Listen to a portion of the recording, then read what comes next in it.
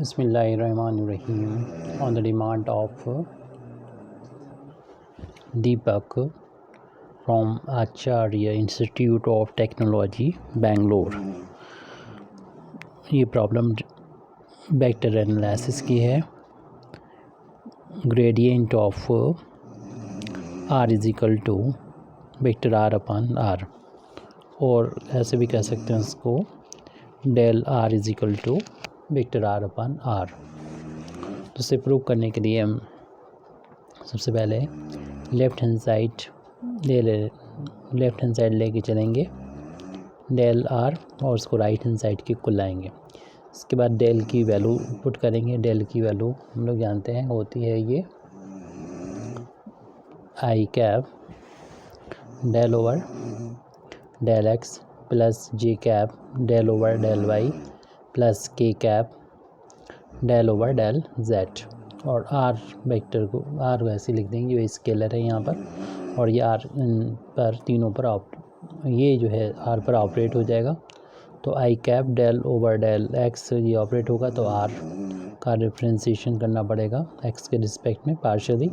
ऐसे ही आर का डिफ्रेंशिएशन हमें वाई का रिस्पेक्ट में करना पड़ेगा पार्शियली, और इसी तरीके से आर का डिफ्रेंशिएशन जेड के रिस्पेक्ट में करना होगा पार्शियली. इन तीनों की वैल्यू यानी del R over del X की value, del R over del Y की value, del R over Z की वैल्यू इक्वेशन नंबर 1 में रखना होगी. जबकि इसका लेफ्ट हैंड साइड में चल रहा है, किसके बराबर चल रहा है ये डेल वेक्टर आर. तो इस वैल्यू को फाइंड करने के लिए हम यहाँ पर सबसे पहले तो आपको बता दें कि वेक्टर जो आर होता है वो क्या होता है, एक्स आई कैप प्लस वाई जे कैप प्लस जेड के कैप होता है. और आर का मतलब यानी स्केलर आर का मतलब होता है जो वेक्टर आर है उसका मॉडुलस. और आपको मालूम ही है कि मॉडुलस कैसे निकाला जाता है, स्क्वायर रूट एक्स के कोफिशिएंट का स्क्वायर प्लस वाई के कोफिशिएंट का स्क्वायर प्लस जेड का कोफिशिएंट का स्क्वायर. अब दोनों साइड जब स्क्वायर करेंगे, होल ऑफ स्क्वायर करेंगे, तो आर स्क्वायर बराबर स्क्वायर रूट हट जाएंगे यहाँ से, और X square plus Y square plus Z square की वैल्यू आ जाएगी. अब हमें इसको x के रिस्पेक्ट में पार्शियली डिफ्रेंशिएट कर देना चाहिए. तो डिफ्रेंशिएटिंग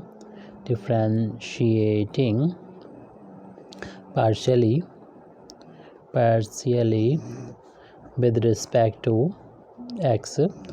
तो इसका जब डिफ्रेंशिएशन करेंगे x मानते हुए, तो पावर आगे जाएगी, और जितनी पावर होगी उसमें से एक माइनस हो जाएगा. लेकिन ये x नहीं है, इसलिए इसका दोबारा से r का partially differentiation with respect to x होगा.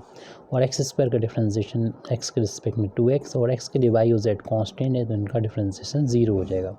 तो del r over del x is equal to 2x upon ये वैल्यू, ये पहले हमें इसे सॉल्व कर लेना चाहिए. यानी 2 r की पावर 2 में से 1 जाएगी तो 1 बचेगी, और राइट हैंड साइड में 2x है. अब हमें del r over del x की ज़रूरत है, तो 2x अपान में 2r हो जाएगा. तो देयरफॉर 2 से 2 कैंसिल हो जाएगा. तो del r over del x की वैल्यू हो जाएगी x अपान r, और इसकी वैल्यू हो जाएगी del r over del y की वैल्यू हो जाएगी y अपान r. इसी तरीके से del r over del z की वैल्यू हो जाएगी z अपान r. अब इन तीनों की वैल्यू उठा के हमें रख देना चाहिए इस इक्वेशन नंबर 1 में, पुट कर देना चाहिए. पुटिंग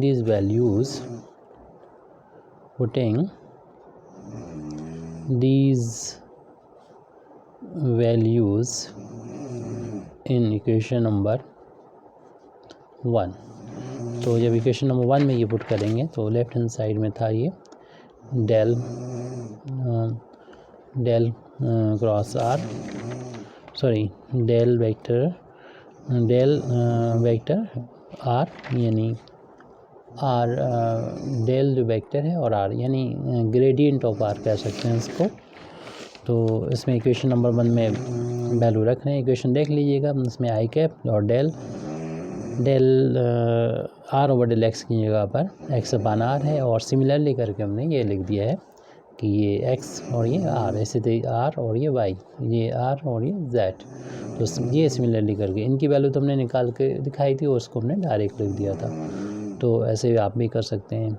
तो जे कैप, उसके बाद हमें del R over del Y की वैल्यू रखना है जो कि वाई अपान आर हो जाएगी। ऐसे ही हमको वैल्यू रखना है del R over del Z की जो कि जेड अपान आर जाएगी। अपान में आर है, इसको हम कॉमन भी ले सकते हैं 1 अपान आर को, तो बचेगा एक्स आई बचेगा, यानी x I cap plus by J cap plus का जेड के कैप।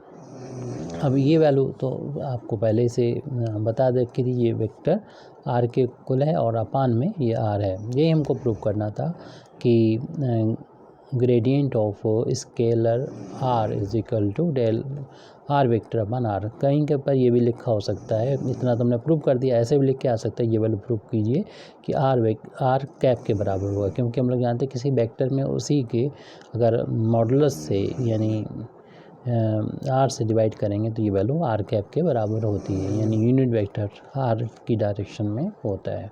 तो ये हमको प्रूव करना था। Thank you very much indeed for listening me. वाखिर दावाना अल्हम्दुलिल्लाहि रब्बिल आलमीन।